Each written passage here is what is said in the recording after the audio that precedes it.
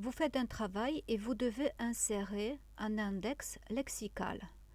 Pour le faire, vous allez dans Insertion, Index et vous sélectionnez Entrée. Insertion, Index et table, Entrée.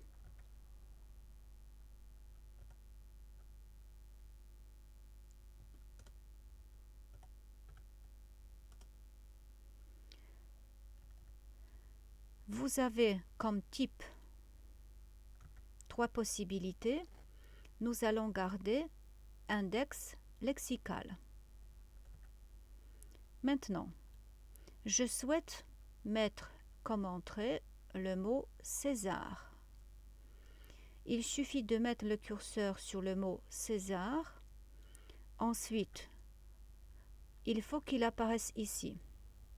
Donc nous allons voir par la suite qu'il suffit de mettre un curseur, par exemple, on va le faire tout à l'heure sur Helvète, de cliquer ici à l'endroit où il n'y a rien pour que le mot Helvète apparaisse ici comme entrée et par la suite cliquer sur Insérer.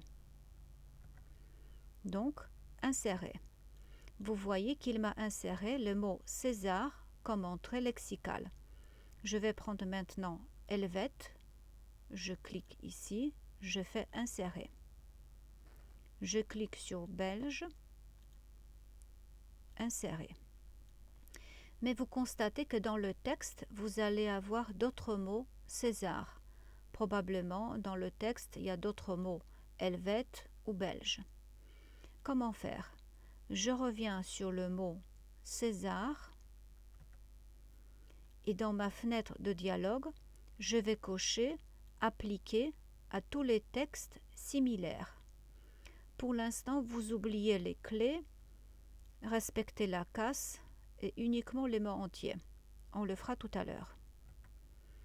Donc, César, Insérer, ça a été coché. Je clique sur Appliquer à tous les textes similaires et je clique sur Insérer. Et donc, vous voyez, il a tout de suite reconnu d'autres entrées César. Je vais faire la même chose avec les Belges. Aquitain, Insérer, Helvète, appliquer à tous les textes est déjà coché, Insérer. Une fois que vous aviez fini votre texte, vous allez à la fin et vous souhaitez maintenant insérer la table pour nos index, pour nos items. Comme pour la table des matières, il faut faire un saut de page. Donc, CTRL Entrée ou bien Insertion, saut manuel, saut de page.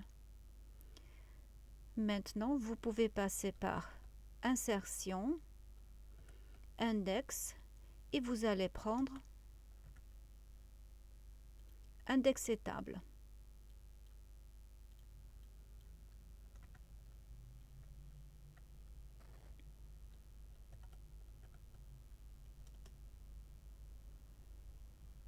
Vous avez comme d'habitude la fenêtre de dialogue. Ici, ça ne va pas être sommaire, vous pouvez mettre autre chose. Et comme ça ne va pas être table de matière comme type, mais index lexical. Nous n'avons pas d'illustration pour l'instant dans le texte, mais vous pouvez faire aussi index des illustrations. Nous allons voir le reste dans une autre vidéo. Donc, je vais faire par exemple lexique.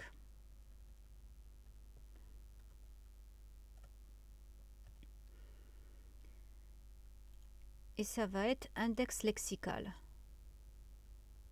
Par la suite, vous avez la possibilité de faire colonne, arrière-plan, mais pour l'instant, nous faisons les éléments basiques. Et vous cliquez sur OK. Donc, il m'a inséré mon lexique, aquitain, belge, César, Gaule, etc. Il vous indique un certain nombre d'éléments ici à droite. Vous pouvez en faisant clic droit, soit actualiser, éditer ou supprimer. Donc pour l'instant j'ai 1, 2, 3, 4, 5 items. Supposons que je souhaite faire insérer d'autres éléments comme par exemple, on va sélectionner gallo-romain. Je vais dans Insertion, Index lexical, Entrée. Je vais appliquer à tous les textes similaires, Insérer. Je vais prendre franc, Insérer. Je ferme ma fenêtre de dialogue.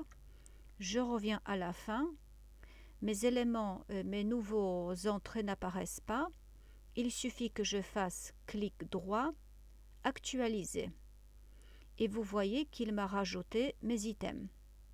Pour l'instant, il commence par majuscule ou minuscule. C'est un tout petit peu désordonné. Et de la même manière, vous avez ici SV, 3, 5, 7, c'est désordonné aussi. Donc, mais je retourne dans mon texte, pardon.